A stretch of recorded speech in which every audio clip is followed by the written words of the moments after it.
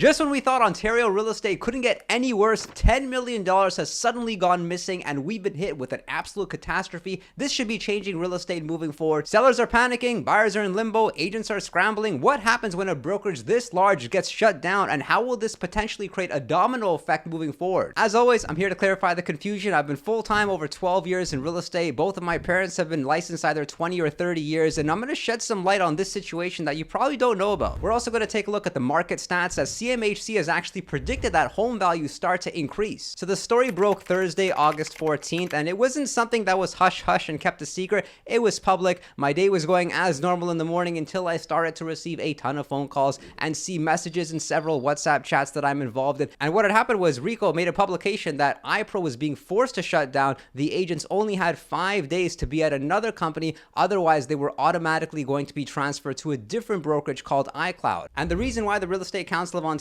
decided to shut down this brokerage was because during an inspection, regulators found a massive shortfall in iPro's trust accounts. At first, reports said it was over $10 million, but more recent numbers say it's closer to $8 million.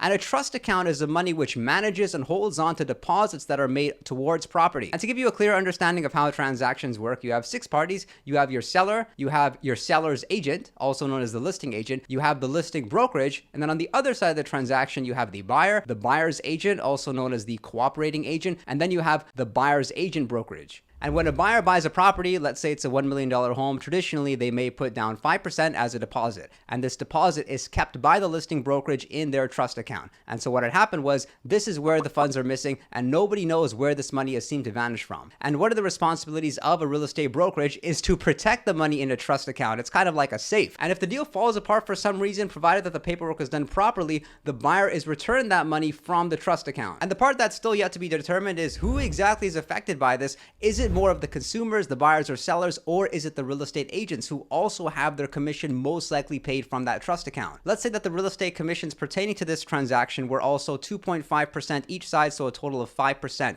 That would be $50,000. Then we multiply HST on top of that, giving us a total of $56,500. So in this case, $50,000 from the deposit is paid towards the real estate commission, and we have the $6,500 excess that will come from the buyer on closing. So the funds will be transferred to the seller's lawyer, and then the seller's lawyer disperses the commissions accordingly. Although if the deposit is larger than the real estate commissions, let's say the deposit was $70,000 instead of $50,000, then we have an excess, and that money is paid to the seller because they've already paid the amount that was allotted towards commission from the deposit. So if you have a purchase and sale agreement that is pending, it's yet to close, and it says iPro Realty right here in the deposits, you should be concerned. You should talk to your agent. There's a specific form that you may want to consider filling out so that you can keep protected. And it's too early to tell how many transactions will be affected, but one thing we know in real estate is there is a domino effect, and let's say that one of those sellers is expecting their home to close, but they can't. That also means that they can't go ahead with the purchase of their next property in a lot of cases. iPro has a reputation of being a discount brokerage, and I've also seen over the past few years,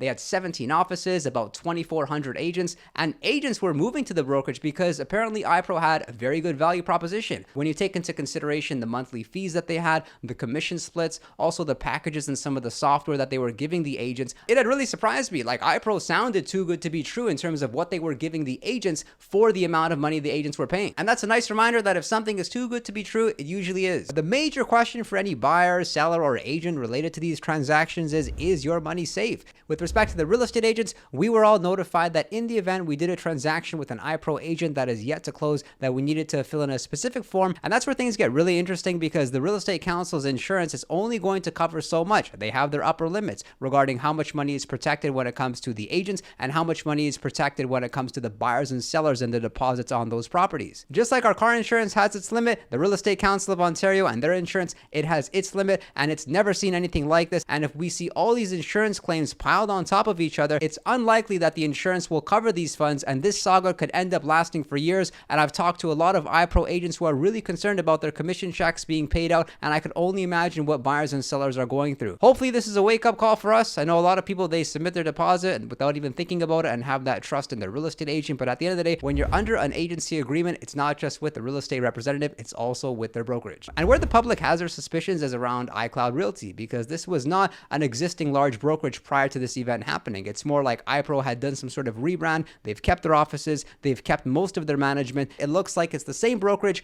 under some sort of rebrand. And although the majority of iPro Realty agents seem to have moved over to iCloud, they were by no means forced. They actually had 5 days in order for them to select a brokerage. Otherwise, they were to be transferred over to iCloud Realty. And for the iPro agents that had commissions pending or they had active listings, I can understand why they made the transition, because they did it temporarily. Most of those realtors do plan on moving to other brokerages because they understand that the tarnished reputation iPro has will likely follow through. And it makes it very inconvenient that this whole event took place in a market like this, because we have a record number of active listings currently, which means that hundreds of listings have been transferred over to various brokerages. And keep in mind that for many of those active listings, they could have had offer negotiations taking place. And the last thing you need is a buyer think to themselves, okay, who do I submit the deposit money to? iPro Realty or the brokerage that the agent will be at next week. And here's how the average price has changed over the past 12 months. July and August are usually slower due to the summer holidays, and the average sale price has come down similarly across different property styles, with single family homes down 5.73% year over year,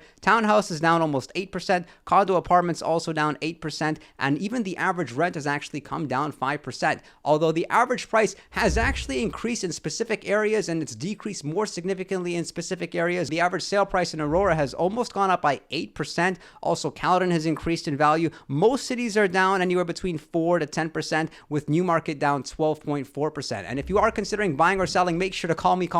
And if you're a real estate agent looking for a great brokerage with great training and support, make sure to reach out to me. I hope you enjoyed this video. Make sure to click subscribe, and I look forward to seeing you next time.